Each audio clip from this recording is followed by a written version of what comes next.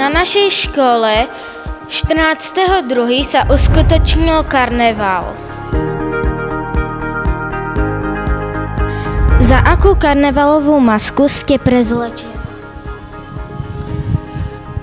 No tak moje oblečenie sa podobá na indiánku, takže povedala by som, že moja mama bola indiánka, ale keďže mám taký koubojský klobúk, tak otec bol kouboj. Takže nejaká taká westernová žena. Čo máte alebo nemáte radi na karneval? Na karnevale mám rada všetko. Atmosféru, zábavu, tanec, ktorý milujem. Vsunuli sme tam aj spev takej vytvorenej karnevalovej pesničky. Takže všetko. Je pravda, že už ku koncu mi trochu prekáža ten hluk, ale možno to ide s vekom. Aká bola vaša inšpirácia na vašu masku?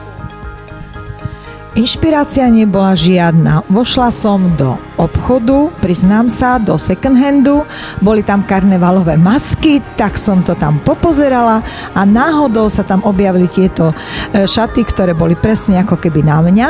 No a potom už len som prišla domov, otvorila som skriňu a zobrala som manželovi klobúk z klokanej kože.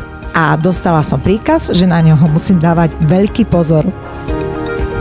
Za akú karnevalovú masku si prezlečený? Som prezlečený za astronauta. Som prezlečený za vodného draka. Som prezlečená za Jasmínu.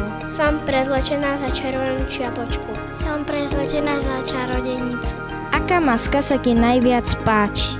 Mne sa najviac páči želva. Mne sa najviac páči maska ninju. Najviac sa mi páči maska Popoluška. Mne sa najviac páči šípková ruženka. Najviac sa mi páči maska Jasmíny.